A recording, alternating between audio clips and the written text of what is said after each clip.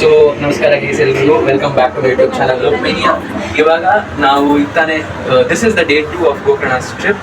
So ಇವಾಗ it's 5:30 AM. 5:30ಗೆ ಎಲ್ಲರೂ 4 ಗಂಟೆಗೆ ಎದ್ದು ಸ್ನಾನ ಮಾಡಿ ರೆಡಿಯಾಗಿ ಫುಲ್ ಈಗ ಯಾಣ ಕೇವ್ಸಿಗೆ ಹೋಗಬೇಕು ಅಂತ ರೆಡಿ ಆಗಿದ್ದೀವಿ ಎಲ್ಲರೂ. This is Guni, this is Jyothi and PK ಒಳಗಡೆ ಹೋಗಿದ್ದಾಳೆ ಕೀ ಕೊಡ್ಕೊಡೋಕ್ಕೆ ಬಿಕಾಸ್ ಆ room was not locking. So yeah, this is it. And now we'll be going in auto from here to Gokarna bus stand. I'll hold mele. I don't know, whenever I get time, I'll keep on walking. Wherever I'm allowed, I will shoot the videos. Okay? So let's get going.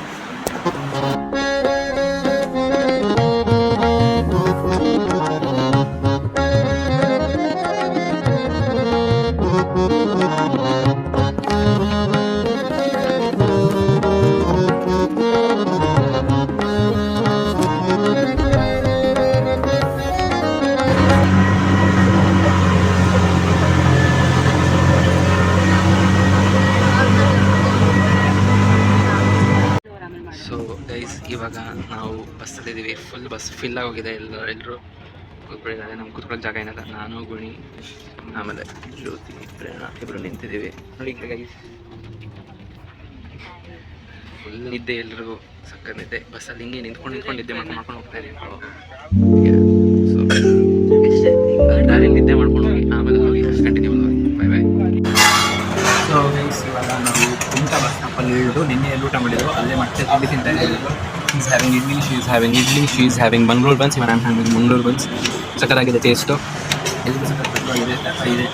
ಎಲ್ಲರೂ 7:30 bus ಬರ್ತಂತೆ. ಅದನ್ನು ಹಚ್ಕೊಂಡು ಚೆನ್ನಾಗಿ direct bus ಈಗ ಅದನ್ನು ಹಚ್ಕೊಂಡು ಚೆನ್ನಾಗಿ. Okay, so guys ಇವಾಗ ನಾವು ತಿಂಡಿ ತಿನ್ಕೊಂಡು ಬಂದಿದ್ದೀವಿ. ಇಲ್ಲಿ ನೋಡಿ ಹಿಂದೆ ಫುಲ್ಲು ಸನ್ರೈಸ್ ಆಗ್ತಾಯಿದೆ. ಫುಲ್ ಎಷ್ಟು ಬ್ಯೂಟಿಫುಲ್ ಆಗಿದೆ ನೋಡಿ. ಸನ್ರೈಸ್ ಆಗ್ತಾಯಿದೆ. ಸಕ್ಕತ್ ಬ್ಯೂಟಿಫುಲ್ ಆಗಿದೆ. ಈಗ ಫುಲ್ ಎಲ್ರಿಗೂ ಸಕ್ಕತ್ತಾಗಿ ತಿಂದಿದ್ದೀವಿ. ಹೋಗಿ ಬಸ್ಸಲ್ಲಿ ಜಾಗ ಸಿಗುತ್ತೆ. ಹೋಪ್ಫುಲಿ ಸಿಕ್ಕಿದ್ರೆ ಕೂತ್ಕೊಂಡು ಎಲ್ಲರೂ ಮಲ್ಕೊಂಡು ನಿದ್ದೆ ಮಾಡ್ತೀವಿ. Just look at the Sunrise. ಇಲ್ಲೇ ಆಗೋಯ್ತು ನಮ್ಮ ಸನ್ರೈಸ್ ಅಲ್ವಾ?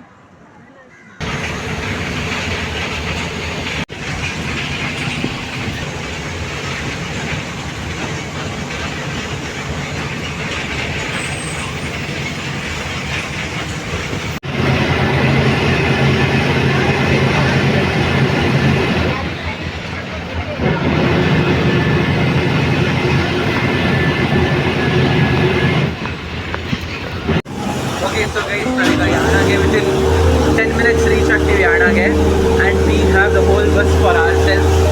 ನಾವು ಇಷ್ಟೇ ಜನ ಇರೋದು. You can see we are the only people traveling to Yarna. I think rush ಕಮ್ಮಿ ಇರ್ಬೋದು ಇವತ್ತು. And how was the experience traveling to Yarna? Amazing. All the lush greenery, full of buses, the private experience. Amazing. ಅಲ್ವಾ? Sunrise ಎಲ್ಲ ಕಾಣಿಸ್ತಾ ಇತ್ತು. Bus ಸ್ಟ್ಯಾಂಡಲ್ಲಿ sunrise ಇತ್ತು. It was really good. We didn't expect it to happen, but bus ಸ್ಟ್ಯಾಂಡಲ್ಲಿ sunrise ಸಕ್ಕತ್ತಾಗಿದೆ.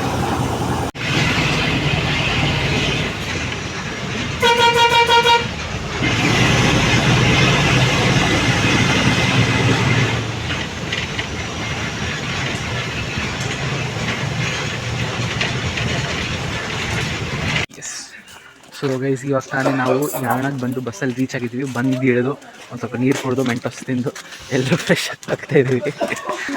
So but ನಾವೆಲ್ಲ ಮಾತಾಡೋದು ತಿಳಿಸಿದ್ರೆ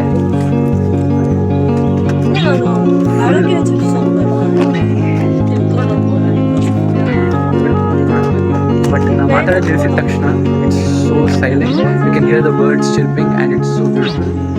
ಫುಲ್ ಸನ್ರೈಸ್ ಎಲ್ಲ ಬೀಳ್ತಾ ಇದೆ. ಮಸ್ತ್ ಇದೆ ನೋಡೋಕ್ಕೆ. I show it you. I don't know if you can see it, but it looks really good. ಪೌರಾಣಿಕ ಹಿನ್ನೆಲೆ ಆಯ್ತಾ. ಆಧ್ಯಾತ್ಮಿಕ ನೆಲೆಗಟ್ಟಿನಲ್ಲಿ ವಿವರಿಸುವುದಾದರೆ ಸ್ಕಂದ ಪುರಾಣದಲ್ಲಿ ಯಾಣದ ಕಥೆಯನ್ನು ನಿರೂಪಿತವಾಗಿರುತ್ತದೆ.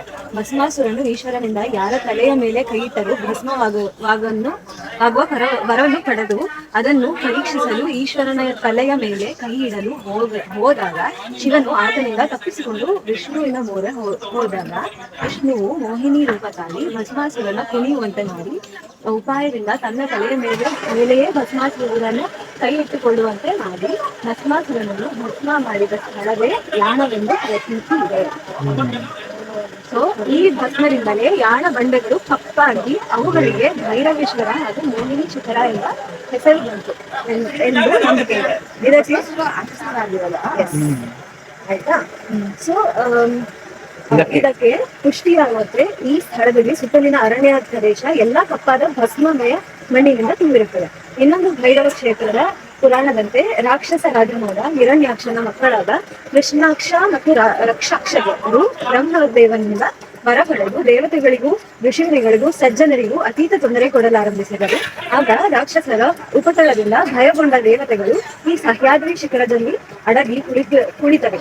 ಈ ಸಹ್ಯಾದ್ರಿ ಪರ್ವತದ ಕಾಡು ಕಣಿವೆಗಳಲ್ಲಿ ದೇವತೆಗಳು ಅಡಗಿ ಕುಳಿತು ವಿಷಯ ತಿಳಿದ ಕೃಷ್ಣಾಕ್ಷ ಮತ್ತು ರಕ್ಷಾಕ್ಷರು ಸಹ್ಯಾದ್ರಿಯ ಪಶ್ಚಿಮ ಪ್ರದೇಶಕ್ಕೆ ದಾಳಿ ಮಾಡಿದಾಗ ಕುಪಿತನಾದ ಶಿವನು ಭೈರವ ಆಕಾರ ತಾಳಿ ಬಂಡೆಯನ್ನು ಬಲವಾಗಿ ಒಡೆದು ಭರ್ಜಿಸಿ ಶೂಲವನ್ನು ಬೀಸಿದನು.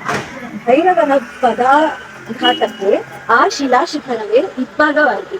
ಶೂಲದ ಇರಿತಕ್ಕೆ ಬಲಿಯಾದ ಕೃಷ್ಣಾಕ್ಷ ಸೀಲಾಗಿ ಉಜ್ಜಲವಾದ ಉರಿಶಿರವನ್ನು ಹಿಡಿದು ಬಂದು ರಕ್ಷಾಕ್ಷನು ಕಂಡ ಪಾರ್ವತಿಯು ಜಗನ್ಮೋಹಿನಿಯಾಗಿ ಎದುರಿಗೆ ಸುಳಿದಾಡಲು ತ್ರಿಪುರ ಸುಂದರಿಯ ಮೋಡಿಗೆ ಸಿಲುಕಿ ರಕ್ಷಾಕ್ಷನು ಅವಳನ್ನು ಬಯಸಿದಾಗ ನಿನ್ನ ಬಳಿ ಇರುವ ಧನುರ್ಬಾಣಗಳನ್ನು ಎಲ್ಲಿ ಬರುವುದಾಗಿ ಹೇಳಿದಾಗ ಮರುಳಾದ ರಕ್ಷಾಕ್ಷನು ತನ್ನಲ್ಲಿರುವ ಬಿಲ್ಲುಬಾಣಗಳನ್ನು ಭೂಮಿಗೆ ಎಸೆದನು.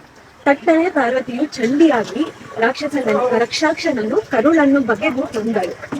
ಉರಿಶಿರದ ಪ್ರಭಾವದಿಂದ ಆ ಅಡವಿಯು ಹೊತ್ತಿ ಉರಿಯತೊಡಗಿದಾಗ ಶಿವನು ಗಂಗೆಗೆ ದಾವಾಗ್ನಿಯನ್ನು ನಂಬಿಸಲು ತಿಳಿಸಿದನು.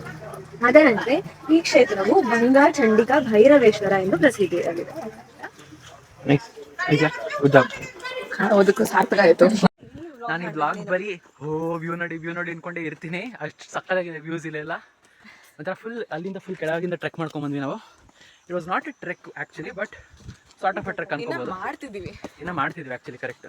Apparently 1.5 kilometer trek, which is around 350 steps. Yeah. 350 na?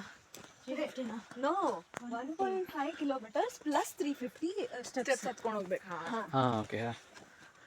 Full ನೋಡಿ ಎಲ್ಲೋ ಜಂಗಲಲ್ಲಿ ಮ್ಯಾನ್ ವರ್ಸಸ್ ವೈಲ್ಡ್ ಇದ್ದಂಗಿದೆ ಇದು. ಸಕ್ಕತ್ತಾಗಿದೆ. ಆದರೆ ಹೌದು.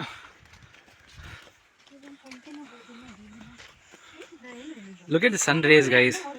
Look at the sun rays. ಉಪ್ಪವಾಗಿದೆ. Oh my God. ಇನ್ನೊಂದಷ್ಟು ಫೋಟೋಸ್ ತಗೊಳ್ಳೋಣ.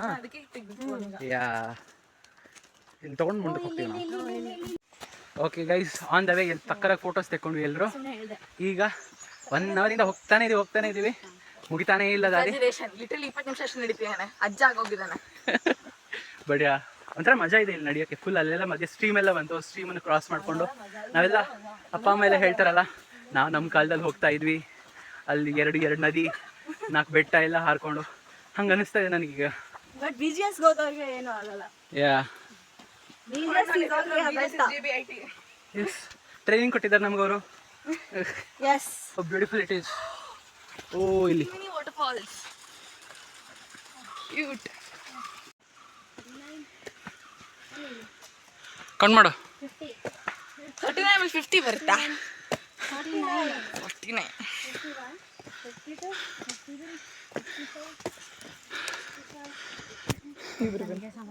ಇಲ್ಲಿ ಹೇಳಿದ್ರು 350 ಸ್ಟೆಪ್ಸ್ ಇದೆ ಅಂತ. ಸೊ 350 ಸ್ಟೆಪ್ಸ್ ಇದೆಯಾ ಅಂತ ಕೌಂಟ್ ಮಾಡ್ಕೊಂಡು ಹೋಗ್ತಾ ಇದೀವಿ ಈಗ ನಾವು. ಹೆಂಗಿದೆ ಜ್ಯೋತಿ? ಹತ್ತು ಸಾಕಾಗೋಗಿದೆ ಅವಳಿಗೆ. ಆಗಲ್ಲ, ನಮ್ಮಂತಾರೆಲ್ಲ ಬರ್ಬಾರ್ದಿಲ್ಲಿ.